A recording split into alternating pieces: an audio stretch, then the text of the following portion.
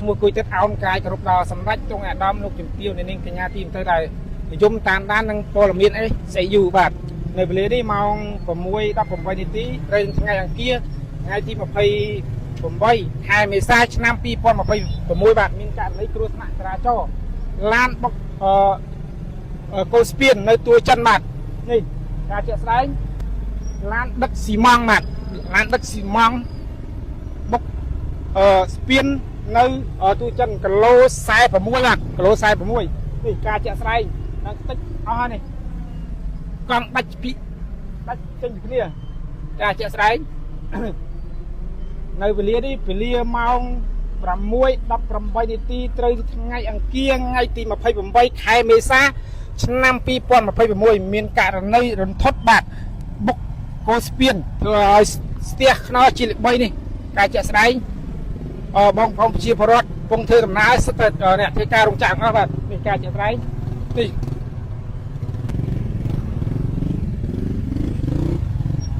ឡានមានផ្លាកលេខទៀត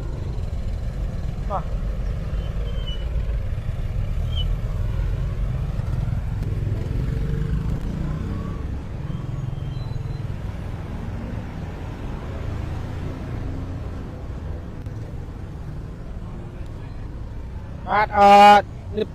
ឡានមានគឺផ្លាកលេខទេឡានទឹកស៊ីម៉ង់នេះបាទ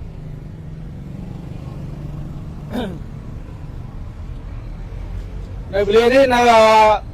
ផ្លូវទួលចិនបាទនេះកូស្ពានបាទបាត់បុកកូស្ពានបណ្ដាឲ្យឡានកលាប់រាយប៉ាយស៊ីម៉ង់បាទនេះការជាក់ស្ដែងឲ្យធ្វើឲ្យជាពលរដ្ឋជិះឡានធ្វើដំណើរធ្វើការរោងចក្របាទស្ទះផ្លូវអស់បាទផ្លូវច្រកទូចតែមួយមកផ្លូវឡានបាទការជាក់ស្ដែងបងប្អូនប្រជាពលរដ្ឋកំពុងតែធ្វើដំណើរស្ទះកកកុញបាទហើយក៏ឃើញបងសមត្ថកិច្ចកំពុងតែធ្វើអន្តរាគមន៍ដែរបាទការជាក់ស្ដែងនេះតែផ្លាកលេខឡានអត់ឃើញទេផ្លាកលេខឡាន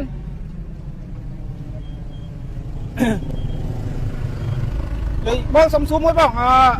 មានណាគេគ្រូថៃមិនត្រូវរបួសទេបងអត់ទេបងបាទនេះបានលីសរាចរឲ្យបងសមត្ថកិច្ចកំពុងតែសម្រួលបាទនេះកំពុងតែសម្រួលបាទបងមេប៉ុស្តិ៍បាទបងមេប៉ុស្តិ៍នៅទូចិនហ្នឹងបងបងមេប៉ុស្តិ៍ទូចិនកំពុងតែសម្រួលចរាចរណ៍បាទឲ្យប្រជាពលរដ្ឋធ្វើដំណើរបាទនេះការចាក់ស្ដែងធ្វើឲ្យស្ទះផ្លូវបាទថ្នល់ជាតិលេខ 3 បាទគីឡូ46នេះក្តៅបាទព័ត៌មានថាអត់មានអ្នករបួសទេគឺកលាប់ដាច់កង់ទី 2 បាទនេះដាច់ទាំងដាច់នឹងតិចទៀតហើយណែការជាក់ស្ដែងដាច់កង់ដាច់នេះកលេដាច់អីអស់លីងនេះថតចិត្តមកថតឃើញច្បាស់នេះការនេះដាច់កង់ចេញគ្នាហ្មងបើកលបឿនយ៉ាងម៉េចទេបើកលឹងនេះដាច់កង់អស់ណាបុកគោលស្ពានបាទបើកអស់ណាបាទធ្វើឲ្យស្ទះផ្លូវបាទនៅខ្មៅជាតិ 3 យើងនេះការជាក់ស្ដែងនេះមានឡានរោងចក្រម៉ូតូអីធ្វើដំណើរតាមផ្លូវបាទការជាក់ស្ដែងនេះនៅវេលានេះក៏មានវត្តមានបងប៉ូលីសចរាចរណ៍បាទកំពុងថាធ្វើអន្តរាគមន៍ដែរបាទនេះ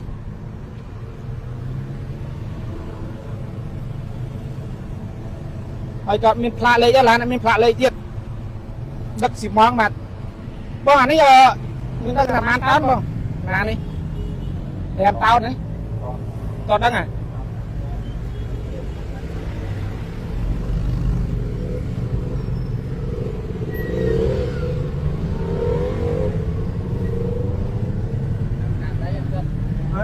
មួយនេះការចាក់ស្ដាយបុកមិនធម្មតាទេបើមនុស្សវិញអាចនឹងគ្រោះថ្នាក់បាត់បង់ជីវិតតែសំណាងឲ្យបុកគួរស្ពានបាទនេះដាច់ប្រាំងមិនដឹងអីមិនដឹងបាទបាក់ខ្ទីអស់លីងដាច់កង់ដាច់អីដាច់កលេដាច់អីអូធម្មតាបងហើយបងប្អូនជីវរដ្ឋបងស្ទះផ្លូវធ្វើដំណើរទេនេះការចាក់ស្ដាយមើលបាញ់ទៅខាងបងប្អូនជីវរដ្ឋនេះការចាក់ស្ដាយស្ទះផ្លូវខ្នោះជា3បាទគីឡូ46នៅទួលចិនបាទទួលចិនការចាក់ស្ដាយនេះមក6:18 នាទីត្រូវថ្ងៃ អង្គាបាទថ្ងៃអង្គាថ្ងៃទី28ខែមេសាឆ្នាំ2026បាទហ្នឹងហើយការចាក់ស្ដាយនេះធ្វើឲ្យស្ទះផ្លូវអ្នកធ្វើដំណើរតាមផ្លូវបាទហើយខ្ញុំក៏បិទការផ្សាយតាមនេះបើខុសឆ្គងពីសម្ដីត្រង់ណាសូមមេត្តាអភ័យទោសដល់ខ្ញុំបាទសូមជម្រាបលា